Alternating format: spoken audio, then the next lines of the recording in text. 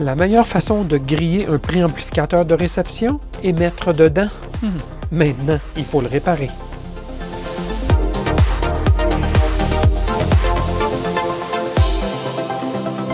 Bidouilleurs, bidouilleuses, salut!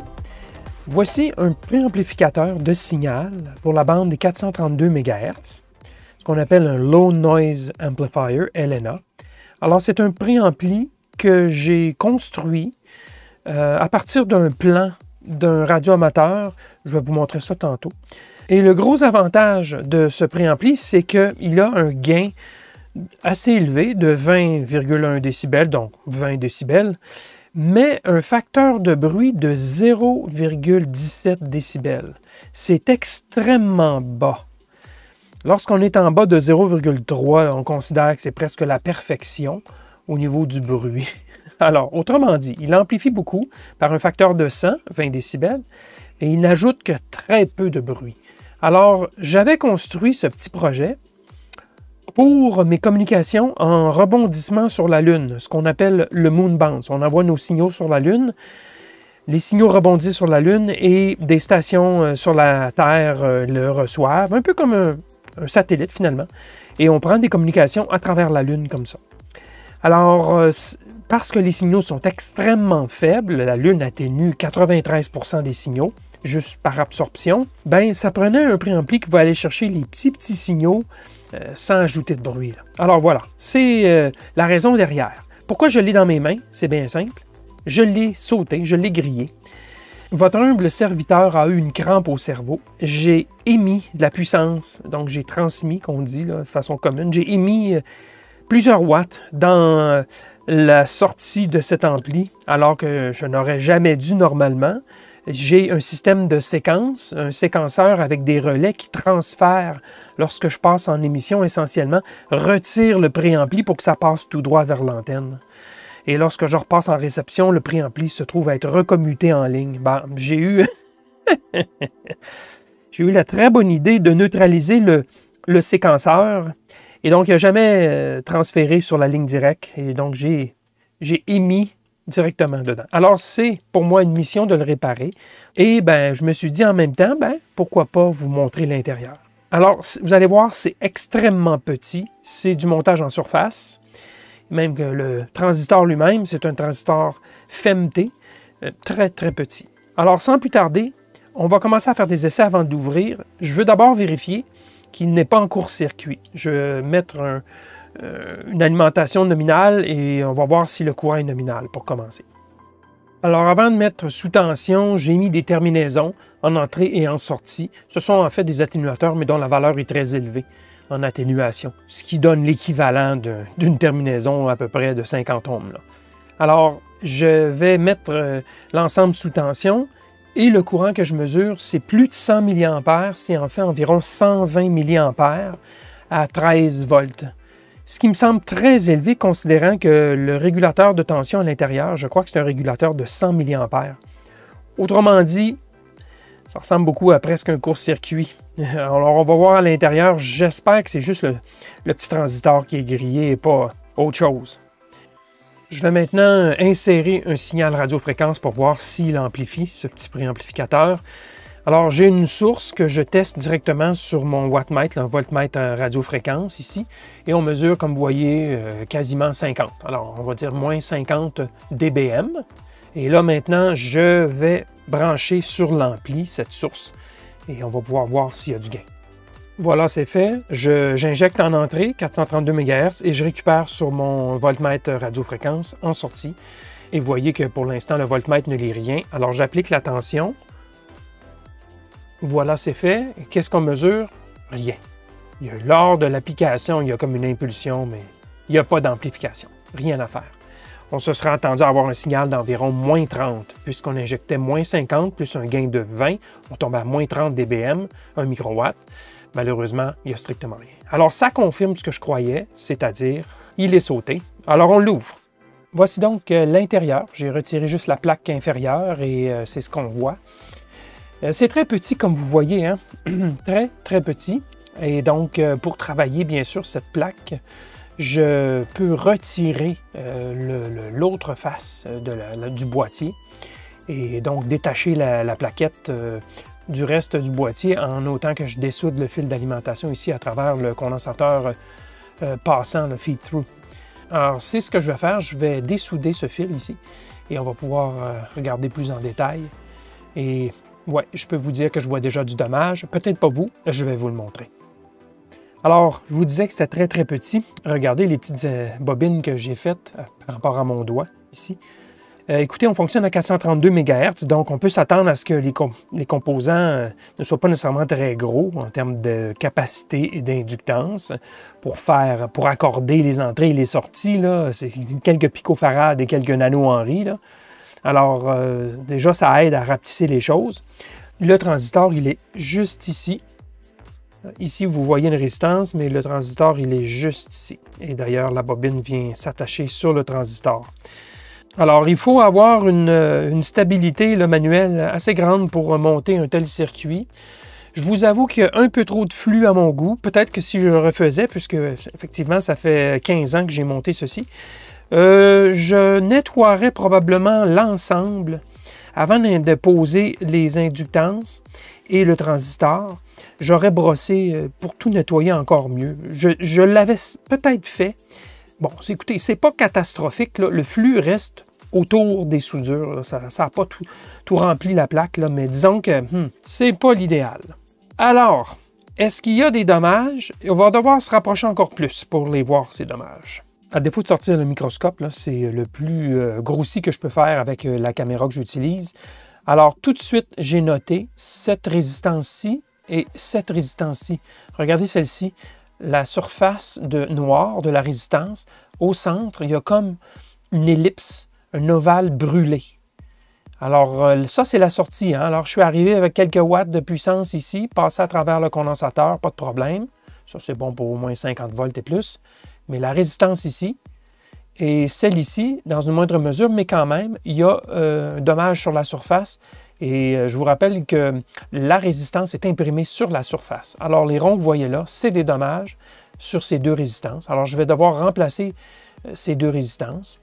Ensuite, si on continue le chemin de mon accident radiofréquence, l'énergie s'est rendue sur cette résistance de 10 ohms ici et a atteint le transistor qui est au bout de la paille, juste ici. La résistance de 10 ohms ne semble pas être endommagée. Je vais bien sûr la mesurer, mais clairement, c'est ces deux résistances qui ont pris le gros du coup. Et certainement, le transistor aussi a levé les feutres. Alors, ce que je vais faire, je vais remplacer ces deux résistances. Je vais retirer le transistor et je vais vérifier le courant qu'on avait, qui était d'au moins 120 mA, si le courant a baissé énormément.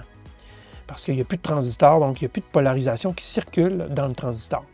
Et là, on verra si tout est revenu à la normale.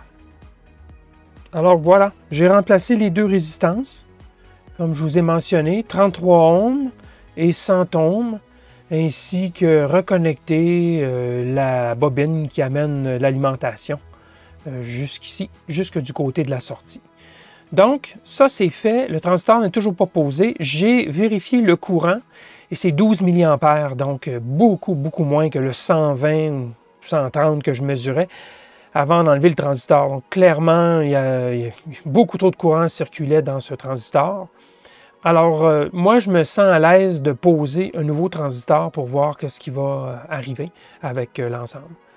Ah oui, puis je ne vous l'ai pas mentionné, mais les composants un peu partout, là, sauf peut-être celui-ci, c'est du 0805. Le blanc ici, condensateur, c'est un 1206. Mais le reste, c'est du 0805. Alors voilà, c'est ce 0805 que j'ai posé. Maintenant, je vais me lancer sur l'installation du transistor qui est de 4 pattes. Et ça ici, c'est une connexion à la masse. Ça ici aussi, c'est une connexion à la masse. Et ça prend beaucoup de chaleur pour réussir à souder ces deux pattes. Et par la suite, on peut travailler sur ces deux petites pattes ici. Alors, je n'ai pas changé la position de la caméra. Et ça vous montre ici la grosseur du transistor FEMT, là, ATF 54143. Mon index. Pas facile à souder, je vous le garantis. Voilà donc le travail complété. J'ai installé le nouveau transistor. Ça m'a pris du temps. Oui, parce que c'est tellement petit et le transistor doit reposer sur 4 contacts qui n'étaient pas tout à fait dans le même plan. Donc, en tout cas, ça a été un peu de travail là, et j'ai mis du flux. Ça m'a permis de coller la pièce un peu en place pour faire une première soudure, une deuxième, et après ça, j'ai complété avec un fer plus puissant du côté de la masse. Donc ici et ici, ça a nécessité un fer beaucoup plus puissant. Alors, ma station de soudure, c'est la Sougon en 9, dont j'ai fait une vidéo de banc d'essai. Et j'ai pris la panne la plus large de mon ensemble de grosseur intermédiaire là, pour faire la masse et pour travailler sur les deux autres contacts qui étaient beaucoup plus petits. Et pour faire les résistances aussi, ben, j'ai utilisé la panne beaucoup plus petite. Voici, comme ça. Alors, ça s'est bien fait. Même chose pour les résistances 0,8-0,5, ça s'est très bien fait avec cette panne-ci. Ce sont des pannes qui sont chauffantes. Hein? L'élément chauffant est à même la panne, ce qui donne un résultat très rapide et très consistant en termes de température. Alors, j'ai vérifié le courant, 62 mA, ce qui est tout à fait en ligne avec ce qui avait été fait comme ajustement avec le potentiomètre, qui est supposé d'être de 60 mA pour polariser le transistor correctement. Donc, c'est parfait comme c'est là. Et là, ben, il reste à insérer de la puissance pour voir si on a une sortie amplifiée. Alors, je vais rebrancher ma source, toujours à moins 50 dBm, et le voltmètre RF. Je vais appliquer l'alimentation. Présentement, on ne lit rien, bien sûr. Une grosse atténuation puisqu'il n'y a pas d'amplification. Alors, je mets l'alimentation à l'instant sur le petit bout de fil, ici, et on obtient... Ah, il y a du gain. Moins 29,4, ce qui veut donc dire 20,5 essentiellement. 20,5 dB de gain, parce qu'on était à moins 50. Excellent. J'ai retrouvé mon gain d'origine. Yeah! Maintenant, on va le mettre sur le pont de mesure de facteur de bruit pour vérifier s'il performe aussi bien que prévu. Alors, j'ai parlé de pont mesureur de bruit, mais ce n'est pas vraiment un pont. C'est un mesureur de bruit, meter, donc mesureur de bruit, de facteur de bruit, on va le dire. Alors, d'après cet appareil à 432 MHz, j'ai un gain de 19,5 dB et un facteur de bruit qui tourne dans le 0,23, 24, 25. Donc, très bien. En bas de 0,3, on est en affaire. Je suis bien heureux du résultat. Et donc, je ne toucherai rien au niveau là, des ajustements. On ferme tout ça et je grimpe dans le pylône à nouveau. Je me dois évidemment de vous parler du design de ce préamplificateur. Ça vient pas de moi du tout. J'ai bâti ça dans les années 2000, fin des années 2000, et ça vient de Ole Nigger, je ne sais trop, du Danemark. Et lui, ce qu'il a fait, il a pris cette pièce qui était, dans ces années-là, au début des années 2000, assez innovatrice par sa couverture en fréquence, son très faible niveau de bruit, son gain assez élevé. Par contre, ce qu'il a constaté, c'est que cette pièce-là, elle était conçue pour les plus hautes fréquences, vraiment dans les gigahertz. Alors, de l'adapter pour des fréquences un peu plus basses, c'est un certain travail parce que c'est une petite pièce qui est un peu fofolle. Au niveau de la stabilité, là, ce n'est pas facile. Donc, ce transistor n'est pas inconditionnellement stable. Il dit que c'est un animal sauvage. Alors, il a travaillé sur la partie d'accord du circuit d'entrée et l'accord du circuit de sortie pour stabiliser, ainsi que sur la polarisation du transistor lui-même. Alors, il a trouvé 3 volts de polarisation et 60 mA. Et c'est ce qu'on a mesuré, un petit peu plus de 60, bien sûr, ailleurs dans le circuit. Il y a d'autres composants qui consomment un peu de courant. Voici le schéma qu'il a obtenu, que j'ai copié essentiellement, sauf que moi, j'ai eu un petit peu d'instabilité. Alors, j'ai ajouté ici un condensateur de 10 picofarad à la masse, à ce point-ci, 10 pico à la masse, et ça l'a stabilisé, ça a arrêté ses problèmes d'instabilité, et ça n'a pas touché au gain ni au facteur de bruit. J'ai utilisé un autre transistor, un MMBT 3906 plutôt qu'un BC 558. Et ici, ben, j'ai remplacé cette résistance de 1,5K par un potentiomètre de 1K et une résistance de 500 ohms, ce qui permettait d'ajuster la polarisation du transistor sur la grille, et donc la consommation du courant du transistor. Alors, c'est essentiellement ça que le circuit, ce que j'ai monté. Naturellement, tout est petit. Il faut garder les broches le plus court possible. Mais remarquez, moi, j'ai utilisé du 0,8-0,5 partout. Lui, il l'a monté. Oui, la partie RF est en 12,06, je crois bien. Mais tout le reste, il ne s'est pas gêné. Même l'entrée, il a utilisé un condensateur céramique de 8,2 picofarad. Donc, il s'est concentré sur ce chemin ici. Le reste, là, ça peut être des résistances et des condensateurs plus gros, bien sûr. Alors voilà, c'est ça le design. Je vous fournis le lien de cet article dans la description, bien sûr. Je ne vous ai pas montré le remplacement du transistor, tout simplement parce qu'il m'est très difficile de capter de la bonne vidéo lorsque j'utilise mon microscope binoculaire.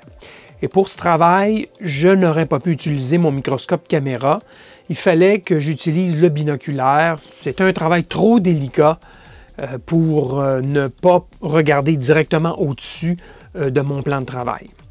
Et j'ai pris soin de ne pas consommer de café avant le remplacement. Je ne sais pas pour vous, mais chez moi, la caféine induit un très léger tremblement, mais ça s'amplifie et c'est perceptible au bout de la panne aiguille de mon fer à souder. La marque de transistor que j'utilise est Avago. Avago avait, je crois bien, acheté le design d'origine de Agilent. Par chance, j'en avais toujours 3 en stock. Ce modèle de transistor est discontinué, mais on en trouve encore des tonnes sur eBay. Donc, je ne serais pas hésitant à utiliser ce transistor dans un nouveau design pour mon propre usage. On ne parle pas d'usage commercial, bien sûr, là, mais pour moi, je n'aurais pas d'hésitation. En tout cas, je serai prudent de ne pas faire la même gaffe d'émettre dans mon préampli. C'est pas qu'il est cher, ce transistor, environ 1$ pièce, mais quel trouble de le remplacer. 2 voyages en haut, en bas, au haut du pylône, plus le travail de remplacement. Je m'en passerai n'importe quand. Vous ne me reprendrez pas, je vous garantis. Voilà pour cette vidéo non planifiée finalement. Je vous montre ce que je fais dans mon labo, tout simplement. N'hésitez pas à commenter et à cliquer le pouce si vous avez apprécié. Merci et à la prochaine!